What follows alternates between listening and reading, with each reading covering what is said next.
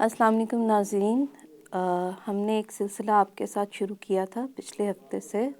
इसका नाम हमने रखा कि पाकिस्तान के माशी मसाइल के बारे में बात करेंगे, the economical problems in Pakistan and their solution.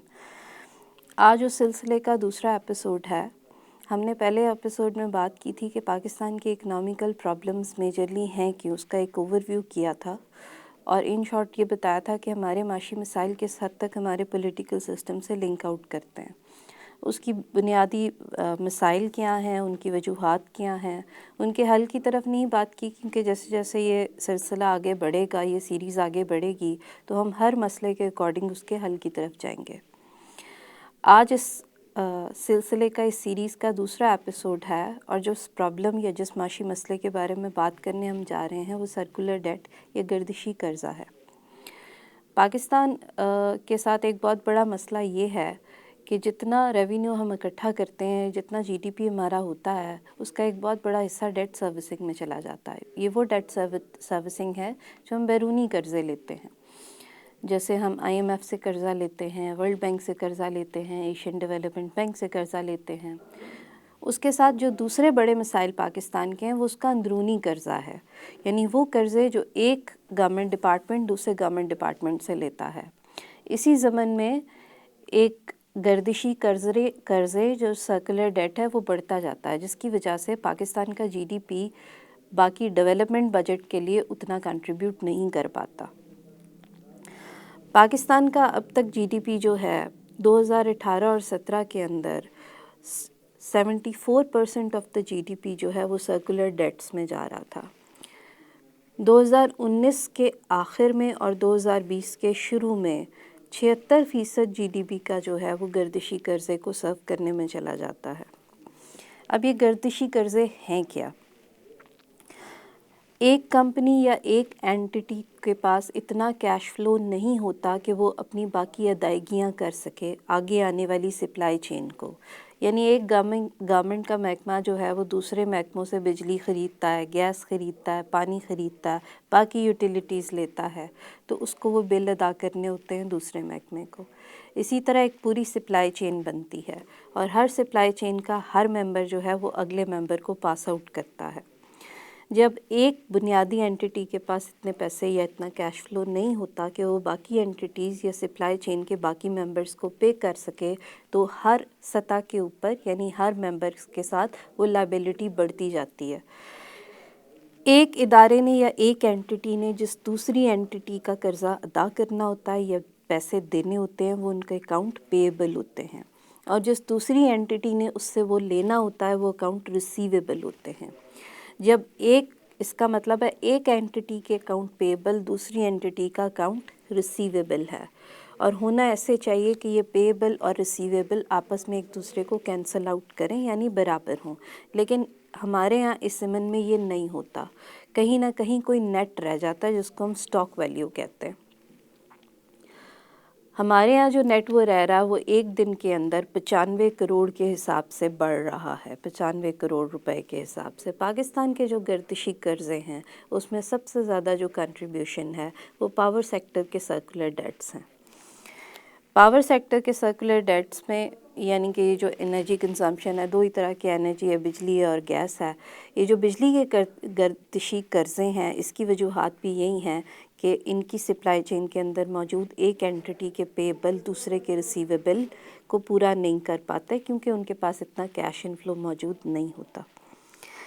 आगे बढ़ने से पहले और ये समझने से पहले कि ये जो पावर सेक्टर के गर्दिशी कर्ज़े ये कितने हैं और ये किस तरह इफ़ेक्ट हुए और ये किस तरह से बिल्डअप होते हैं, हम ये देखते हैं कि एनर्जी सेक्टर की यानी पावर सेक्टर की सप्लाई चेन क्या है। जो ऑयल मार्केटिंग कंपनीज़ हैं वो बिजली के ऑयल फराहम करती हैं वापटा को, या वापटा की जो आगे ऑर्गेनाइजेशन है जिसको जेनको कहते हैं, जो कि इलेक्ट्रिसिटी प्रोड्यूस करती है। ऑयल मार्केटिंग कंपनीज़ जो हैं वो आईपीपीज़ को या वापटा को जो है वो ऑयल सप्लाई करती हैं जिससे बिजली बनाते हैं। हमारी ज़्यादातर बिजली जो है वो क्रूड ऑयल से बनती है और क्रूड ऑयल का हम 90% बाहर से इंपोर्ट करते हैं। अब एक एंटिटी तो वो हो गई, वो बाहर की कंपनी है जिससे हम ऑयल ख़रीदते हैं। ये जो ऑयल मार्केटिंग कंपनीज़ हैं वो ऑयल ख़रीदती हैं ان کو پے کرنے کے لیے ان کے اکاؤنٹ پیبل ان کے اکاؤنٹ ریسیویبل کے برابر ہونے چاہیے، اور یوزلی ان کی پیمنٹ وقت پہ کرنی پڑتی ہے، کیونکہ اگر نہ کی جائے تو آپ کو آئل پرووائڈ نہیں کریں گے، آئل پرووائڈ نہیں کریں گے تو بجلی پیدا نہیں کی جا سکے گی۔ سو ان کی out standing payments usually turn by turn جو ہے وہ ادا کر دی جاتی ہیں۔ اب یہ آئل مارکیٹنگ کمپنیز واپٹا کو اور آئی پی پیز کو سپلائی کرتی ہیں۔ واپٹا آگے جینکوز کو یہ آئل سپلائی کرتا ہے۔ جینکو وہ پلانٹ ہے جو بجلی پیدا کرتا ہے۔ جینکو جو ہے بجلی پیدا کر کے آگے لیسکو کو، پیپکو کو، جو ڈائسکو کے انڈر آتے ہیں، LESCO, PEPCO etcetera, Karachi electric supply ہو گیا، ان کو آگے وہ بجلی بنا کے بیچتے ہیں۔ اب جو ان کو بجلی بنا کے بیچتے ہیں وہ آگے ہم لوگوں کو، جو عام صارف ہے، جو فیکٹریز ہیں، جو انڈسٹریز ہیں، جو آفیسز ہیں، جو ادارے ہیں، ان سب کو بجلی بیچتے ہیں۔ اب جو سرکولر ڈیٹ کا جو ایک بڑا حصہ جو یہاں پہ آ کے اکٹھا ہوتا ہے وہ اس لیے ہوتا ہے کہ جو یہ لیسکو اور پیپکو ہیں جس ریٹ کے اوپر بجلی بیچتے ہیں، وہ ریٹ اور جس ریٹ کے اوپر جینکو نے بجلی پروڈیوس کی ہے وہ دونوں مختلف ریٹ ہیں۔ وہ مختلف کیسے ہوتے ہیں؟ جینکو کس ریٹ کے اوپر پیپکو کو، یعنی کہ لیسکو کو اور پیپکو کو، یعنی کہ ڈائسکو کے اندر جو اینٹیٹیز ہیں ان کو بجلی بیچے گا، اور آگے سے لیسکو اور پیپکو کس ریٹ پہ عام صارف کو بجلی بیچیں گے، یہ نیپرا طے کرتا ہے۔ اور نیپرا جو ہے وہ گورنمنٹ اون آرگنائزیشن ہے، اس لیے وہ پہلے گورنمنٹ سے پرمیشن لیتے ہیں ہر دفعہ ریٹ بڑھانے سے پہلے۔ گورنمنٹ چونکہ آلریڈی ہماری اکنامیکل سچویشن جانتی ہے تو وہ سبسڈی پرووائڈ کرتی ہے اس بجلی کو افورڈ کرنے کے لیے، یعنی کہ عام صارف کو اس ریٹ پہ بجلی نہیں بیچی جاتی جس ریٹ پہ جینکو جو ہے وہ بجلی پیدا کرتا ہے۔ تو یہ جو دونوں کا ڈفرینس ہے، بجلی پیدا کرنے کا اور بجلی بیچنے کے درمیان جو ڈفرینس ہے، وہ ڈفرینس گورنمنٹ خود اپنی جیب سے ادا کرتی ہے۔ اب چونکہ گورنمنٹ کے پاس اتنے فائنینشیل کرائسس ہیں کہ ہمارا ڈیٹ بڑھ رہا ہے، بجٹ ڈیفیسٹ آلریڈی جو ہے وہ نیگیٹو میں گروتھ جاری ہے، بجٹ ڈیفیسٹ اور زیادہ ہے، ٹریڈ ڈیفیسٹ زیادہ ہے، ریونیو ارننگ نہیں ہوتی، ٹیکس کلیکشن پراپر نہیں ہوتی، گورنمنٹ کا cash inflow already on hold ہے، جس کی وجہ سے وہ یہ سبسڈیز ٹائم کے اوپر ادا نہیں کر پاتے ہیں۔ سو سرکولر ڈیٹ کا پاور جنریشن کے اندر ایک بڑا حصہ یہاں بلڈ اپ ہوتا ہے، جو کہ بجلی جس قیمت کے اوپر پیدا کی جاتی ہے اور جس قیمت کے اوپر آگے بیچی جاتی ہے عام صارف کو، اس کا جو فرق ہے وہ سرکولر ڈیٹ کا پہلا حصہ ہے۔ اس کے بعد یہاں پہ جو جس ٹیرف کے اوپر یا جس ریٹ کے اوپر بجلی ہر دفعہ بڑھائی جاتی ہے، جب گورنمنٹ اپنی جیب سے ادا نہیں کر پاتی تو ان سبسڈیز پہ کٹ ڈاؤن لگاتی ہے، جس سے صارف کو بجلی مہنگی ملتی ہے۔ جب صارف کو بجلی مہنگی ملتی ہے تو ڈیمانڈ اور سپلائی کے فرق کی وجہ سے بھی ریٹ زیادہ بڑھانا پڑتا ہے۔ وہ ریٹ بڑھانے کی وجہ سے وہ جنریشن کمپنیز جو بجلی پیدا کر رہی ہیں ان کو بھی اپنا ریٹ انکریز کرنا پڑتا ہے۔ دوسرا جو حصہ ہے وہ اس طرح سے بھی ہوتا ہے کہ انٹرنیشنل مارکیٹ کے اندر جب آئل کی پرائس بڑھتی ہے تو فوری طور پہ یہاں پہ بجلی کے ریٹ نہیں بڑھتے۔ اب وہ جو ٹائم پیریڈ کا ڈفرینس آتا ہے اس کے دوران بھی جتنا خرچہ ہوتا ہے یا جو ایڈیشنل پرائس پے کی گئی ہے آئل خریدنے میں، وہ فوری طور پہ کنزیومر کے ایڈک پہ نہیں آتی ہے۔ پہلے بجلی پیدا کرنے والے ادارے جو ہیں وہ اس کے مطابق اپنا ریٹ بڑھائیں، پھر بجلی پیدا کرنے والے ادارے اس ریٹ پہ آگے بیچیں، اور جس ریٹ پہ آگے عام صارف کو بجلی جائے اس کو بھی بڑھانا چاہیے۔ اب یہ دونوں ٹیرف فوری طور پہ نہیں بڑھتے، جس کی وجہ سے بھی سرکولر ڈیٹ زیادہ ہوتا ہے۔ اور یہ تو سپلائی چین ہے جس کی وجہ سے سرکولر ڈیٹ بڑھتا ہے، یہ ایک بہت بڑی بنیادی ریزن ہے۔ دوسرے جو 3 کمپوننٹ ہیں وہ بہت امپورٹنٹ ہیں اور بہت زیادہ کریٹیکل بھی ہیں اس کے اندر۔ اس میں جو پہلا کمپوننٹ ہے وہ گورنمنٹ آن جو آرگنائزیشن ہے، جیسے جینکو ہے، جیسے نیپرا ہے، جیسے ڈائسکو ہے، آئی پی پیز کے علاوہ یہ سب گورنمنٹ آن اینٹیٹیز ہیں۔ ان میں جو گورننس کی انیفیشنسیز ہیں ان کی وجہ سے بہت زیادہ لاسز ہوتے ہیں، اور وہ بھی سرکولر ڈیٹ میں گردشی قرضوں میں اضافے کا باعث بنتے ہیں۔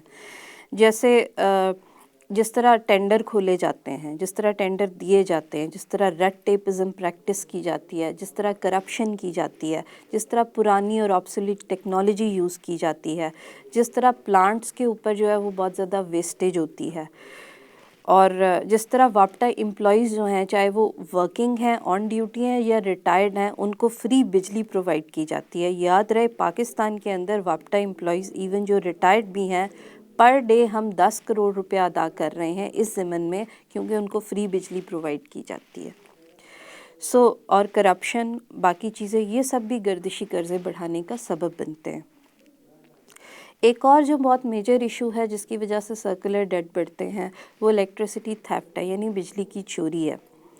اگر آپ دیکھیں ڈائسکو حیدرآباد میں، پشاور میں، کوئٹہ میں، فاٹا میں، وہاں پہ بجلی کی چوری ایک بہت بڑا ایشو ہے. لٹرلی فاٹا میں کوئی بھی بجلی کا بل ادا نہیں کرتا اور نہ کوئی پراپر بجلی کا میٹر لگوا کے اس کا بل ادا کرتا ہے. میٹر جو ہے وہ کام ہی نہیں کرتے وہاں پہ. ہوتا کیا یہ لوور لیول کے اوپر لائن مین سے مل کے اور لوور جو کام کرنے والا نیچے کا طبقہ ہے، نیچے کے ورکرز ہیں، ان کے ساتھ مل کے جو ہے وہ یہ کرپشن کی جاتی ہے اور بجلی کے بل بڑھائے جاتے ہیں. اس کی وجہ سے بھی سرکولر ڈیٹ میں بہت زیادہ اضافہ ہوتا ہے. ایک تو بجلی چوری کی جاتی ہے، دوسرا ایک بہت بڑا فیکٹر یہ بھی ہے کہ ہمارے ادارے بلز ریکور کرنے میں کامیاب نہیں ہو پاتے. یعنی جو ریکوریز ان کو کرنی چاہیے، خالی 90 بلین لون جو ہے وہ ابھی تک صوبائی حکومتوں نے فیڈرل گورنمنٹ کو بجلی کے بل کے ضمن میں دینا ہے، وہ بھی ادا نہیں کرتی اور گورنمنٹ ان سے ریکوری کر بھی نہیں کر پاتی. اس کے علاوہ ہمارے ہاں ایک عام کلچر ہے کہ جو بھی طبقہ جو ہے وہ تھوڑے بہت امپاورمنٹ میں آتا ہے وہ ایک مافیا بن جاتا ہے. ہمارے یہاں میڈیا مافیا، ہمارے یہاں ملا مافیا، ہمارے یہاں تاجر مافیا، بڑے انڈسٹریلسٹ، یہ سارے بھی بجلی کا بل نہیں دیتے اور ان کے ہاں جو بجلی کے بل کی ادائیگیاں ہیں وہ اب 900 بلین سے بھی بڑھ چکی ہیں. اگر خالی انہی کو ایفیشینٹلی ریکور کر لیا جائے تو بہت سرکولر ڈیٹ میں بہت زیادہ نمایاں کمی ہو سکتی ہے. لیکن یہ بھی کہیں نہ کہیں جا کے گورنمنٹ کے انکمپیٹنٹ ہونے کی نشاندہی کرتا ہے جس کی وجہ سے یہ ریکوریز نہیں ہو پاتی. ایک جو کرپشن کا فیکٹر ہے کہ ہر بندہ جو بنیادی کسی پوسٹ پہ بیٹھا ہوا ہے اس کو تاجروں کو بھی خوش رکھنا ہے، اس کو ملا مافیا کو بھی خوش رکھنا ہے، میڈیا کو بھی خوش رکھنا ہے. اس ضمن میں نقصان جو پہنچتا ہے وہ ایک عام آدمی، عام صارف کو پہنچتا ہے. ان سارے ایشوز کو اگر سامنے رکھا جائے تو ہم کہتے ہیں کہ اس کا حل کیا ہے. یہ ایک پہلا پارٹ ہے جس میں میں آپ کو صرف یہ بتا رہی ہوں کہ یہ سارا عمل کام کیسے کرتا ہے، یہ گردشی قرضے بلڈ اپ کیسے ہوتے ہیں اور کس کس کے بہاف پہ کیا کیا چیزیں پرابلمیٹک ہیں. ہم نے کہا کہ الیکٹریسٹی تھیفٹ ہوتا ہے، ہم نے کہا کرپشن کی وجہ سے ہوتا ہے، ہم نے کہا جس ریٹ کے اوپر بجلی پیدا کی جاتی ہے اس ریٹ پہ بیچی نہیں جا سکتی، گورنمنٹ کو سبسڈی دینی ہوتی ہے اور گورنمنٹ سبسڈی دینے کے قابل نہیں ہے. پھر ہم نے کہا کہ بجلی جو بل پیبل جو ہیں جو ریکور کرنے ہیں، چاہے وہ صوبائی حکومتوں سے کرنے ہیں، چاہے وہ باقی محکموں سے کرنے ہیں، چاہے پارلیمنٹ نے آپ کا بل دینا ہے، ہر طرح کے پبلک ڈیٹس جو ہیں وہ اس میں انکلوڈیڈ ہیں، چاہے وہ ایک کسی انڈسٹریلسٹ نے آپ کا بل دینا ہے، وہ ریکوریز نہیں کی جاتی جس کی وجہ سے بھی سرکولر ڈیٹ بڑھتا ہے. یہ بیسک پرابلمس ہیں. ان کو کیسے حل کیا جا سکتا ہے؟ ان کا سب سے میجر بیسک کوسچن یہ ہے کہ جس طرح آئی پی پیز کام کرتی ہیں پاکستان کے اندر، اگر اس طرح مزید آئی پی پیز بنائی جاتی ہیں، جیسے 90s کے اندر ایک پروپوزل تھا اور صرف پولیٹیکل رائیولری کی وجہ سے اس کو کک آؤٹ کر دیا گیا. اگر اس آئی پی پیز تبھی سے اضافہ کیا جاتا تو ہمارے یہاں بجلی بہت زیادہ بنیاد پہ پیدا ہو سکتی تھی. گھوم پھر کے جو بیسک اکنامکس کا پرنسپل ہے ہم اسی پہ واپس آتے ہیں کہ ہر قسم کی مارکیٹ کے اندر جو پرائس ڈٹرمن ہوتی ہے وہ ڈیمانڈ اور سپلائی کی فورسز سے ہی ڈٹرمن ہوتی ہے. اگر بجلی کی سپلائی زیادہ ہو اور ڈیمانڈ کم ہو تو پرائس خود بخود نیچے آئے گی. لیکن سوال یہ ہے کہ یہاں ڈیمانڈ بہت زیادہ اور بجلی اس طرح پیدا نہیں کی جاتی. ایک تو ہم کروڈ آئل سے بجلی پیدا کرتے ہیں جو بہت مہنگی بجلی ہے، اور آئل جو ہے وہ انٹرنیشنل مارکیٹ کے اندر اس کی قیمتیں بڑھتی چڑھتی رہتی ہیں. لیکن جو ہمارے یہاں کے آئل ویسٹیج ہوتی ہے اور جس طرح سے کرپشن ہوتی ہے ٹینڈرز کے اندر، اس کی وجہ سے بھی اس کی قیمت میں بہت زیادہ اضافہ ہوتا ہے. اگر ان اور سورسز ہوں بجلی پیدا کرنے کے، اگر وابٹا جو ہے جینکو کے ساتھ کوئی اور انٹیٹی جو ہے اس کو بھی سیمی پرائیویٹائز کر دے، اس سے بھی ہو سکتا ہے کہ کمپٹیشن بڑھے، ایفیشنسی میں اضافہ ہو، ایٹ لیسٹ ٹیکنالوجی نئی آ جائے. آبسولیٹ ٹیکنالوجی کی وجہ سے، ویسٹیج کی وجہ سے جو پیسے ضائع ہوتے ہیں وہ نہ ہوں اور سرکولر ڈیٹ اتنے زیادہ نہ ہوں جتنے آج ہیں. اب اس کے دوسرے حصے کی طرف آتے ہیں. Total circular debt power supply کے ہیں کتنے؟ دو بیسک انرجیز ہیں آپ کے پاس، ایک پاور ہے یعنی کہ ایک الیکٹریسٹی ہے اور ایک گیس ہے. ٹوٹل جو آپ کا پبلک ڈیٹ ہے یعنی جو سرکولر ڈیٹ ہے اب اکتوبر 2020 کے مطابق وہ 3.52 ٹریلین ہے. اس 3.52 ٹریلین میں سے یعنی 3.52 کھرب میں سے 2.28 کھرب صرف الیکٹریسٹی کا گردشی قرضہ ہے، بجلی کا گردشی قرضہ موجود ہے، اور باقی 1.24 کھرب جو ہے وہ گیس کا گردشی قرضہ ہے. اب یہ جو 2.28 کھرب بجلی کا گردشی قرضہ ہے، اس میں سے 1 کھرب جو ہے وہ تو جو پاور ہولڈنگ کمپنیز ہیں یعنی کہ جینکو ہے اس کا گردشی قرضہ ہے، اور اس میں سے 1.23 کھرب جو ہے وہ لائبلٹیز ہیں پاور کمپنیز پہ جو انہوں نے ادا کرنی ہے.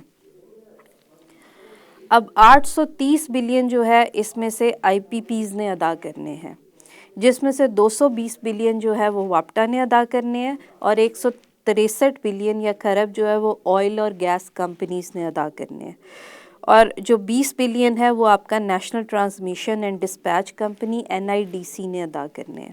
یعنی یہ جو پوری سپلائی چین ہے اس کے بہاف پہ اگر ہم اس کو توڑیں تو ہمیں یہ پتہ چلتا ہے کہ سب سے زیادہ جو اکاؤنٹ پیبل ہے وہ آئی پی پیز نے دینا ہے، اور اس کے بعد جینکو یعنی واپٹا کی جو الیکٹریسٹی پروڈیوسنگ اینٹی ہے اس نے ادا کرنے ہیں. وجہ کیا ہے، وجوہات کیا ہے؟ وجوہات پہ ہم پہلے بھی بات کر چکے کہ جی آپ کے یہاں بجلی چوری ہوتی ہے، آپ کے یہاں پرانی کیبلز ہیں، آپ کے ہاں کرپشن بہت زیادہ ہے، آپ کے یہاں ٹینڈرز پراپرلی نہیں بھرے جاتے، آپ کے ہاں بڑے مافیا سے بجلی کے بل ریکور نہیں کرائے جا سکتے. سب سے آخر میں آ کے سوال پیدا ہوتا ہے تو وہ گورننس کا ہی سوال پیدا ہوتا ہے. میں یہ نہیں کہتی کہ ہر چیز کی ذمہ دار گورنمنٹ ہے، لیکن اس سسٹم کو ایک ایفیشینٹ سسٹم میں کنورٹ کرنا ایک اچھی گورننس کی ذمہ داری ہے، اور اچھی گورننس کے لیے بہت زیادہ ضروری ہے کہ صرف آپ مافیا کو آئیڈینٹیفائی کر کے ان کے خلاف پولیٹیکل سٹیٹمنٹ نہیں دیں، بلکہ ایک ایسا میکنزم بنائیں جس کے تحت ہر بندے کو خود بخود بل ادا کرنے چاہیے.